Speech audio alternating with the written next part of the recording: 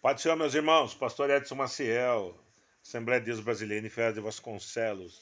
Nós temos um curso de leitura e entendimento da Palavra de Deus, é um curso livre de formação básica de biblista. Lendo o texto e interpretando o texto à luz das Escrituras. Nosso modo de interpretação é hermenêutica bíblica, certo? Lógico que a gente conhece e sabe aplicar os outros métodos, inclusive, seja o histórico-crítico, seja o estruturalista ou fundamentalista, tá bom? Mas eu quero falar, quem entre em contato conosco, assista uma aula totalmente gratuita. Dia 21 desse mês, sem ser esse sábado, no próximo sábado, nós vamos retomar as aulas. Pô, as aulas já estão acontecendo, pastor? Já? Mas dá para entrar assim mesmo? Dá, porque ele é modular. Quando chegar no final, ele retorna. Então não tem problema nenhum, tá bom? Então dá para entrar sim, tranquilamente. Nós vamos iniciar o segundo livro de Reis. Sem ser esse sábado agora, no outro sábado, dia 21. Quero aproveitar e fazer uma reflexão breve com vocês aqui sobre discernimento. O discernimento é um dom bíblico. O dom de discernir os espíritos. Vou colocar para vocês a referência de Coríntios, escrita pelo apóstolo Paulo. Discernir espiritualmente, é um dom bíblico. É um dom pouco buscado, é um dom pouco valorizado. Por quê? Porque ele não dá ibope.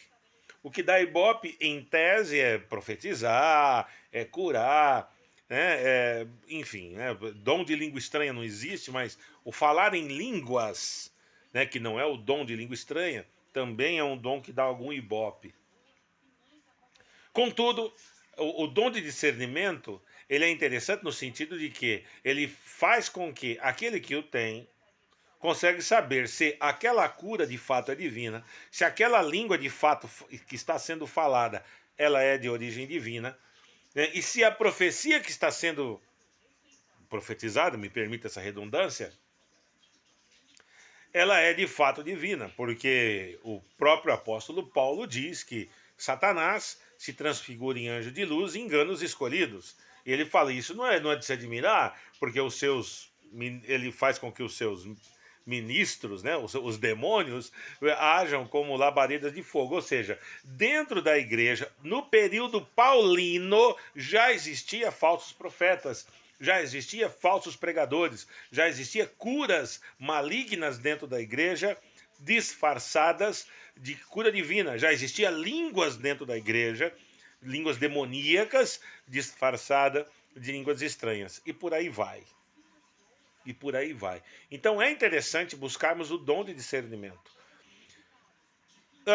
Leitura de mundo, né? Eu trabalho com alfabetização, minha esposa é especialista em alfabetização. Eu tenho uma irmã chamada Lilian, ela é muito mais especialista do que eu. Ela e minha esposa dão aula de alfabetização para mim.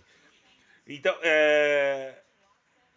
e quando se alfabetiza uma criança, há uma terminologia usada como leitura de mundo. A leitura de mundo também é um tipo de discernimento, mas não é o discernimento espiritual. Não é o discernimento espiritual. Por exemplo, aquele que é especialista em música, ele é versado nas artes musicais, ele toca um ou dois, três tipos de instrumentos. Quando ele ouve uma canção, ele consegue ver se aquele instrumento ou se o músico está fora do tempo, está desafinado.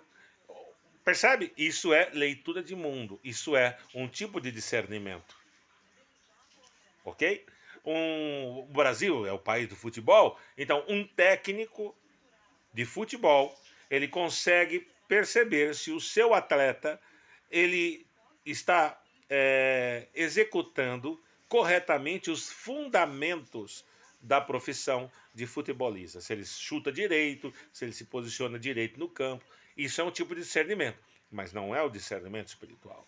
O discernimento espiritual está em prestar atenção no que está sendo dito e conseguir identificar se aquilo que está sendo dito, pregado, cantado, é de fato de Deus, é de origem divina.